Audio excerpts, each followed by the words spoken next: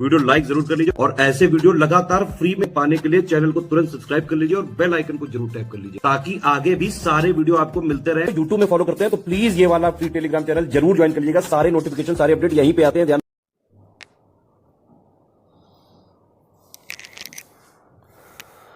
नमस्कार साथियों, स्वागत है आप सभी का स्टेट पीसीएस प्रिपरेशन में, जो कि हिस्सा है स्टडी फॉर सिविल सर्विसेज का। साथियों, ये जो हमारी क्लास है ये है बीओ के लिए डिवाइस सीरीज की। अच्छा, मैंने अभी जो है कल एक वीडियो डाला था हिंदी का, तो कुछ लोगों ने उस पर कमेंट किया कि पहले आप हमारा बीओ का सिलेबस कंप्लीट करा दीजिए। देखिए, मैं आपको बता दूं कि जो हमारा बीओ का सिलेबस है वो बिल्कुल समय से पूरा होगा। तो जिन लोगों के मन में ये डाउट है कि बीओ हमारा कंप्लीट नहीं हो पाएगा, वो मेरी जिम्मेदारी है, ठीक है। वो मैं आपको करा के दूंगा विद इन टाइम। आपको उसको बिल्कुल लेकर के चिंता नहीं करना है, ठीक है। हमारी जो बहुत सारी फीमेल जो सब्सक्राइबर्स हैं उनको ये बहुत टेंशन है कि सिलेबस हो पाएगा नहीं हो पाएगा, बहुत चिंता में है वो।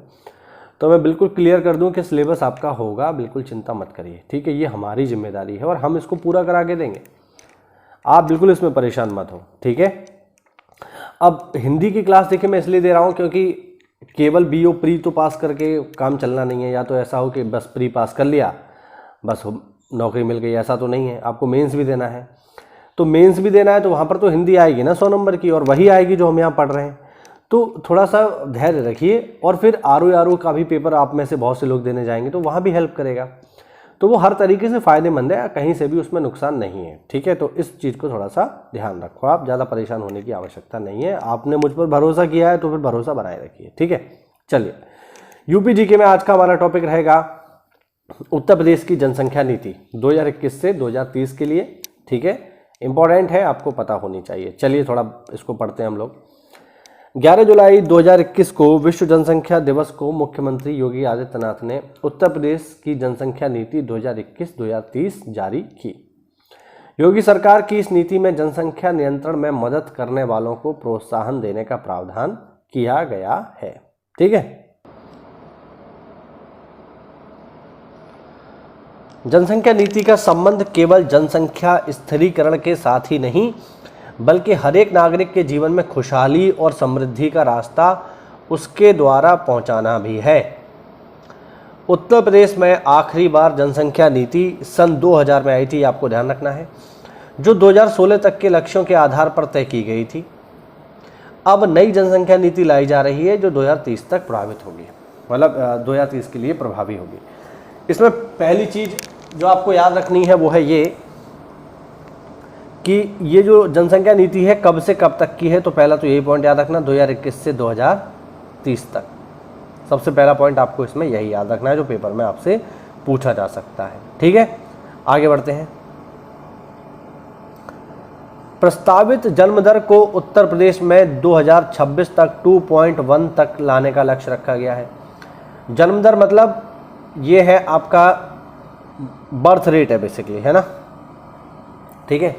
बर्थ रेट का मतलब हो गया, या अगर हम प्रजनन दर की बात करें, ठीक है, या इसको हम बोलते हैं फर्टिलिटी रेट, ठीक है, TFR, टोटल फर्टिलिटी रेट।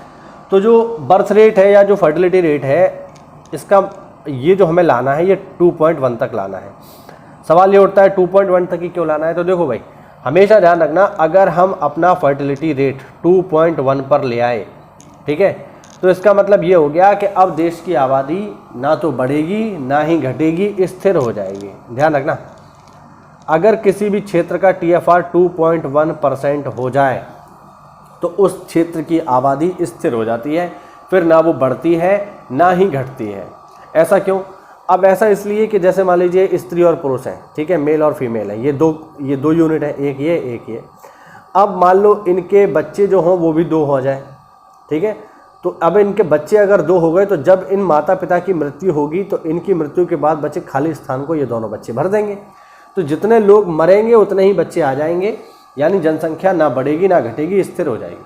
2.1 पर लाना ज़रूरी है। अगर देश की आबादी, यानी अगर देश की जो जनसंख्या वृद्धि दर है इसे हम 2.1 पे ले आए तो देश की आबादी बढ़ेगी नहीं, फिर वो स्थिर हो जाएगी, ठीक है। लेटेस्ट डेटा के अनुसार मैं आपको बता दूं कि हमने जो अपना TFR है ये 2.1 पर अचीव कर लिया है, ठीक है। बहुत सारे क्षेत्रों में जो TFR है वो तो 2.1% से भी कम है, क्योंकि लोग बच्चे पैदा नहीं कर रहे, ठीक है, ये एक गंभीर समस्या है। ठीक है, जैसे अभी कुछ दिन पहले मैंने एक रील बनाई थी, उसमें मैंने बताया कि इटली में लोग बच्चे पैदा नहीं कर रहे हैं, 2 साल से जो है एक भी बच्चा पैदा नहीं हुआ है सरकारी रिकॉर्ड में। तो अब लोग बच्चे ही नहीं पैदा करेंगे तो फिर कैसे होगा। खैर भारत अभी इस स्थिति में नहीं है, हम लोग तो अभी भी जो है बहुत सारे बच्चे पैदा कर रहे हैं ऊपर वाले के आशीर्वाद से। ठीक है, अल्लाह के रहमो करम से खूब सारे बच्चे पैदा कर रहे हैं हम लोग। लेकिन फिर भी जो है, जैसे आप बड़े बड़े शहरों में जाइए, जैसे दिल्ली में जाइए, आप नोएडा में जाइए, तो वहाँ पर लोग क्या करते हैं, कुत्ता पाल लेते हैं और उस कुत्ते को ही जो है बच्चे की तरह ट्रीट कर रहे हैं और कुत्ते के साथ ही वैसे व्यवहार कर रहे हैं जैसे वो अपने बच्चे के साथ करते हैं। बच्चे पैदा ही नहीं कर रहे। ठीक है, तो ये एक समस्या है। ठीक है, अभी तो ठीक है आबादी हमारी कम हो जाएगी, लेकिन अगर हम इसी तरीके से चलते रहे तो फिर देश में बड़े बूढ़ों की आबादी ज़्यादा हो जाएगी, वृद्धों की आबादी ज़्यादा हो जाएगी और जवानों की संख्या कम होती चली जाएगी, जैसा चाइना में हो रहा है। ठीक है, आई बात समझ। तो 2.1% पर लाना क्यों जरूरी है। चलिए, नेशनल फैमिली हेल्थ सर्वे 4 के अनुसार यूपी की जन्म दर अभी 2.7 है, यानी पूरे इंडिया की तो 2.1 है, बट यूपी की अभी भी ज़्यादा है, जो राष्ट्रीय औसत से 2.2 से अधिक है। ठीक है, ध्यान रखना। इसे 2030 तक 1.9% तक लाने का लक्ष्य है। बिल्कुल सरकार चाहेगी तो बिल्कुल आ जाएगा, क्यों नहीं आ जाएगा भाई। सरकार को क्या करना होगा, बस 2 चाइल्ड पॉलिसी ले आए, बात खत्म भाई। 2 चाइल्ड पॉलिसी सरकार ले आए। 2 चाइल्ड पॉलिसी आते ही भाई जो भी लोग 2 बच्चे से ज़्यादा बच्चे पैदा करेंगे उनको मिलने वाली समस्त जो सुविधाएं हैं, सरकारी सुविधाएं हैं, समाप्त हो जाएंगी। सरकारी नौकरी के अवसर खत्म हो जाएंगे, योजनाओं का लाभ नहीं मिलेगा। अपने आप लोग बच्चे कम पैदा करेंगे, तो सरकार के लिए करना बहुत आसान। चलिए आगे बढ़ते हैं भाई। आगे है यूपी से जुड़े हुए कुछ प्रमुख तथ्य। देखिए, ये जो हमारी क्लास है ना, अब ये बिल्कुल अंतिम चरण पर है। जल्दी ही हमारा यूपी जीके खत्म हो जाएगा, फिर मैं हिस्ट्री प्रारंभ करूंगा। ठीक है, चलो देखते हैं। बेलन घाटी दुनिया के उन प्राचीन स्थलों में से है जहां पर मानव का प्रथम बसाव हुआ। यह सोनभद्र से निकलने वाली और यहां बहने वाली बेलन नदी की घाटी में स्थित है। यह पुरापाषाण काल के तीनों काल, निम्न पुरापाषाण काल, मध्य पुरापाषाण काल तथा उच्च पुरापाषाण काल के अवशेष बेलन घाटी से प्राप्त होते हैं। आपको क्या ध्यान रखना है, बेलन घाटी कहाँ पर है। बेलन घाटी यूपी में है। ठीक है, किस जिले में है बेलन घाटी, तो ये जो है इलाहाबाद के निकट पड़ती है, ध्यान रखना। ठीक है, हाँ। दूसरा, यहाँ से निम्न पुरापाषाण काल, मध्य पुरापाषाण काल तथा उच्च पुरापाषाण काल तीनों के अवशेष प्राप्त हुए हैं। ठीक है, हाँ। दूसरा पॉइंट, बेलन घाटी पुरास्थल की खोज तथा उसके उत्खनन का श्रेय इलाहाबाद विश्वविद्यालय के पूर्व अध्यक्ष प्रोफेसर जी.आर. शर्मा को जाता है। ठीक है, यहाँ से इन्होंने अस्थि निर्मित मातृ देवी की प्रतिमा भी प्राप्त की है। ठीक है, अस्थि निर्मित यानी हड्डियों की बनी हुई है। ठीक है, ध्यान रखना। चलो आगे देखो।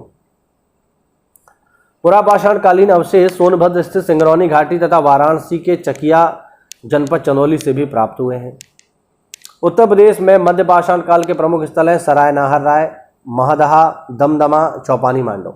सराय नाहर राय, महदहा एवं दमदमा वर्तमान प्रतापगढ़ जिले में स्थित हैं, ध्यान रखना। ठीक, सराय नाहर राय में झोपड़ी का फर्श तथा अस्थायी निवास स्थान के अवशेष मिले हैं।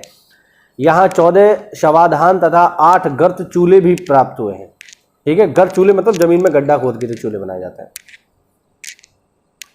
उत्तर प्रदेश के नवपाषाण कालीन स्थलों में प्रयागराज में बेलन नदी घाटी के तट पर स्थित कोलडीहवा, महदहा तथा पंचोह के अतिरिक्त संत कबीर नगर जनपद के लहुरा देव का नाम प्रमुख है। इन पुरा स्थलों से कृषि, कच्ची ईंट, घास फूस के बने आवास के प्राचीनतम साक्ष्य प्राप्त हुए हैं। हड़प्पा संस्कृति की हम बात करें तो उत्तर प्रदेश में इस काल के महत्वपूर्ण पुरास्थल है मेरठ और सहारनपुर। जैसा कि आपने कभी ना कभी इंडस वैली को तो पढ़ा ही होगा, तो इंडस वैली का जो सबसे पूर्वी क्षेत्र है, ठीक है, सिंधु घाटी सभ्यता का जो सबसे पूर्वी क्षेत्र है वो अपने यूपी में ही तो है, आलमगीरपुर में, मेरठ में। ठीक है, हिंडन नदी के किनारे है। ठीक है, हाँ, वही सब लिखा हुआ है, सबसे पूर्वी स्थल। इस पुरास्थल की खोज 1958 में यज्ञदत्त शर्मा ने की थी। इसे परशुराम का खेरा नाम से भी जाना जाता है, ध्यान रखना। आलमगीरपुर के अतिरिक्त उत्तर प्रदेश में हुलास सहारनपुर में, बड़ा गांव बागपत में, मानपुरा बुलंदशहर में, कैराना शामली में तथा मांडी गांव मुजफ्फरनगर आदि की पहचान हड़प्पा कालीन बस्तियों के रूप में भी की गई। हमारे पड़ोस में भी एक हड़प्पा कालीन गांव है जिसका नाम है जखेड़ा। वहाँ से जो है खुदाई के दौरान कुदाल प्राप्त हुई थी लोहे की। और बिल्कुल हमारे पास ही में एक तो बहुत ऐतिहासिक जगह अतरंजी खेड़ा, जहाँ से लोहे के प्रयोग के साक्ष्य प्राप्त होते हैं प्राचीनतम, ये भी हमारे पास ही में पड़ता है। चलिए, पांचाल राज्य वर्तमान कानपुर से वाराणसी के मध्य गंगा के मैदान में फैला था। वर्तमान का बदायूं, बरेली और फरुखाबाद इसमें शामिल थे। इसकी राजधानी काम्पिल्य थी। काशी वर्तमान वाराणसी क्षेत्र में स्थित थी, मतलब स्थित था। उत्तर वैदिक काल में अजातशत्रु काशी का राजा था। ठीक है,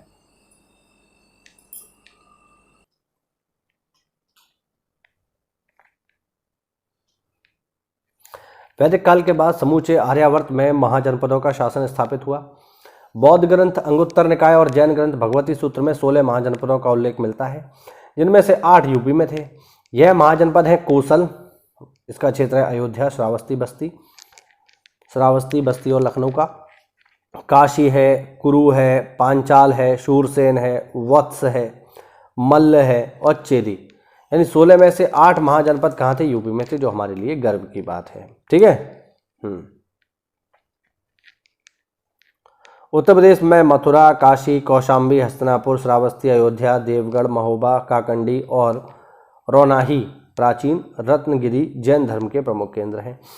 पेपर में पूछा था यूपी में ऐसी कौन सी जगह है जो जैन और हिंदू, ठीक है, और बौद्ध तीनों के लिए ही बराबर रूप से जो है पूजनीय है? तो वो है कौशाम्बी। ध्यान रखना, पेपर में आया हुआ सवाल है। ठीक,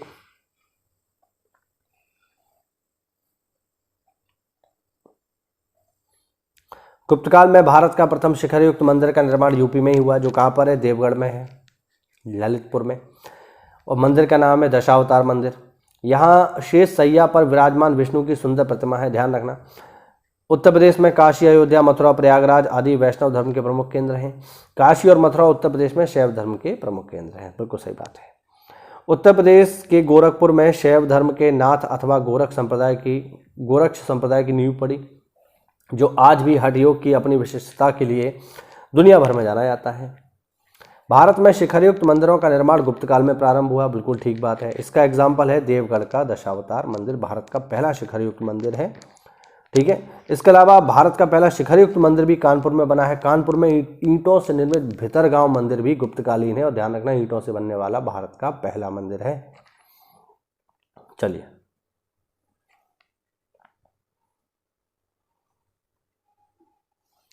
उत्तर प्रदेश के मध्यकालीन इतिहास का प्रारंभ गुलाम वंश की स्थापना के साथ माना जाता है। तुगलक वंश के सुल्तान फिरोज तुगलक ने वर्तमान उत्तर प्रदेश के 2 प्रसिद्ध नगरों की स्थापना की, जौनपुर और फिरोजाबाद। ठीक है ना, फिरोज शाह तुगलक ने। ये जो जौनपुर शहर है, ये जौना खां की याद में बनाया गया। जौना खां कौन है? जौना खां है मोहम्मद बिन तुगलक। ध्यान रखना। पूर्वी उत्तर प्रदेश क्षेत्रों में जौनपुर की स्थापना उसने अपने चचेरे भाई फखरुद्दीन जौना खां, जो मैंने अभी आपको बताया, उनकी याद में करवाया। दूसरा नगर फिरोजाबाद उसने दिल्ली के निकट यमुना नदी के तट पर बसाया, जिसे फिरोज शाह कोटला के नाम से जाना जाता है। फिरोज शाह तुगलक ने मेरठ स्थित अशोक स्तंभ को भी दिल्ली में स्थापित करवाया। सिकंदर लोधी ने 1506 में आगरा शहर की स्थापना की और अपनी राजधानी बनाई। 1583 में अकबर ने प्रयाग का नाम बदलकर इलाहाबाद कर दिया और बाबा जी ने फिर से इलाहाबाद का नाम बदलकर प्रयाग कर दिया। 1572 में अकबर ने गुजरात विजय के बाद शेख सलीम चिश्ती के आदर में आगरा से 36 किलोमीटर की दूरी पर फतेहपुर सीकरी नामक शहर का निर्माण करवाया। अकबर के दरबार को सुशोभित करने वाले नवरत्नों में से 2 बीरबल और टोडरमल उत्तर प्रदेश के थे। टोडरमल उसके जो है एक तरीके से राजस्व मंत्री थे, वित्त मंत्री थे। और लास्ट पॉइंट देखते हैं। उत्तर प्रदेश के ऐतिहासिक स्थल श्रृंगीरामपुर फरुखाबाद, दाऊजी मथुरा और लोधेश्वर बाराबंकी व संगमेरपुर प्रयागराज में स्थित है। ठीक है, ये हुआ हमारा छोटा सा वीडियो। तो बिल्कुल देखो, परेशान मत हुआ करो यार, तुम लोग तो बहुत ज़्यादा परेशान हो जाते हो, सिलेबस कब होगा। अभी तो यार बहुत समय है हमारे पास, हम बहुत आसानी से बहुत अच्छे से सिलेबस कंप्लीट कर लेंगे। आपको कोई चिंता इसके बारे में नहीं करनी चाहिए मेरे हिसाब से। तो मेहनत करो, तैयारी करो। मिलते हैं अगली क्लास में, तब तक के लिए जय हिंद, जय भारत, वंदे मातरम।